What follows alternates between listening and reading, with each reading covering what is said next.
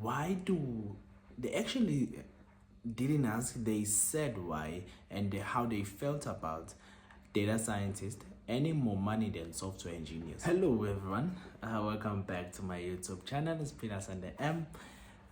Yeah, this is another version of my thoughts. I don't know if I'm gonna post this in my thoughts or I'm just gonna make it a video, but someone asked me, why do they actually didn't ask, they said why and how they felt about data scientists earning more money than software engineers. So I'm here to clarify maybe some possible reasons why they earn more money and give you like salary comparisons between the two. I have to say I took this information from ChatGPT, the salary comparisons, but it does tell you where it got the information from and are verified, so it is accurate.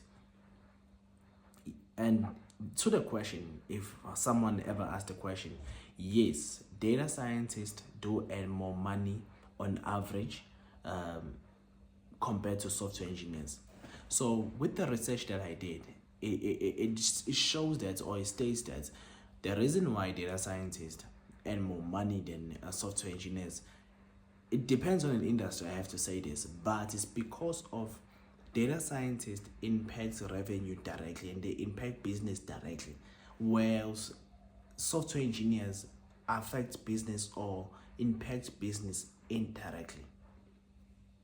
Let me break it down.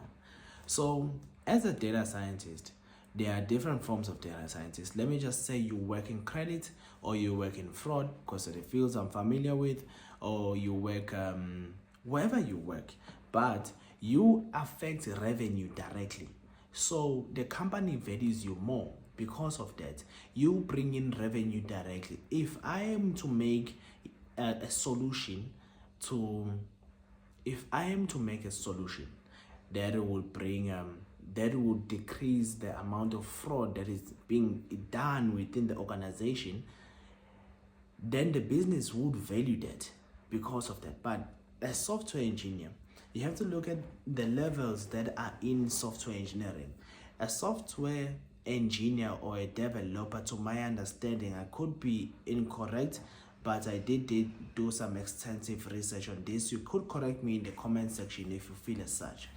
But there has to be a process engineer, there has to be a solution analyst, or they call them business analyst. Then the software, the engineer would get a software specification document. They can call them whatever they call them, BRS, FRS. There are different versions of them, but it's software specification document. When I was in school, that's what they used to call it. So in that document, it is clear description of what the customer wants, what is needed from the customer, or what the customer needs from the developer. So it's basically what the customer wants you to do. Then the developer will develop whatever is needed to be developed. Whereas the data scientist will be given a problem. We have this problem, we have credit clients, we are giving credit to people that default in the span of 24 months. How can we detect these people? How can we optimize this? You must find that solution. And whatever you are going to do is going to affect the revenue of the company.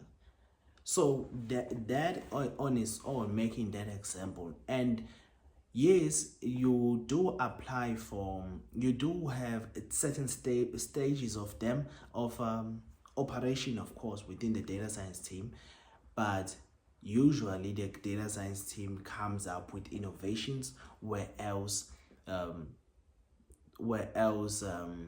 the software team builds solutions. These ones come up with solutions and they construct them. These ones build solutions. If you look at it from a perspective of someone building a house, an architect gets paid more than the builders of the house. And what is this? An architect, yes, and what are people that draw floor plans? I don't know if they are architects or not, but they also get paid more than the builders, the designers. Okay, the designers maybe not as much, but the architect gets paid more than the builder who's doing the hard labor and the hard work, because one, the solution that is going to be brought about, the architect or building the house, it needs to be of the highest order for the house to be there for a longer period of time. And without that solution, without that drawing, without those specifications, without that architecture, it cannot you cannot build anything. So whatever they do would directly affect the house that you as the software developer or the builder will do. I don't know if this was the perfect example or not. I just took it from the top of my head though. So the builders do a building block based on something. They are not coming up with anything new.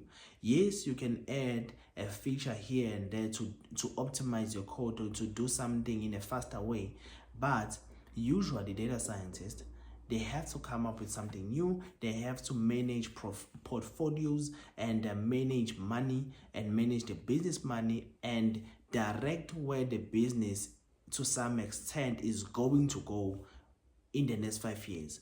Given data, you must produce projections. If you are wrong in those projections, you could affect the revenue of the company and the company itself in total. So that does make you earn more money because there is high risk in your job.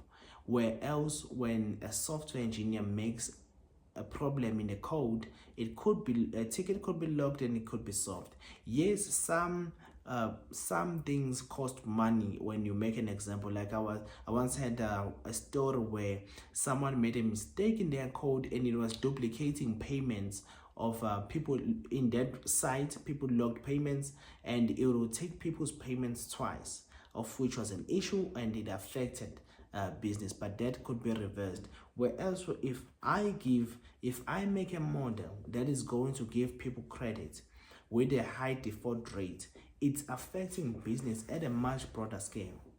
I don't know if this makes sense or not, but I am going to try to paste or give the salary breaks, the salaries that people earn, or I could just read the salary because I have it here. And you know, guys, I like to have notes now when I speak, because people will be like, hey, where did you get this information from? I wanted to blah or the likes. So they say here, a data scientist, like an entry-level data scientist, earns approximately 30,000 per month. That's an entry-level data scientist. I'm not talking about internships and the likes. I'm just saying it does depend on the industry, guys. I have to say that does depend. And this information is from this is South Africa. I'm talking for South Africans here. So it's 30,000 rands per month on average. So this information is from schoollift.co.za.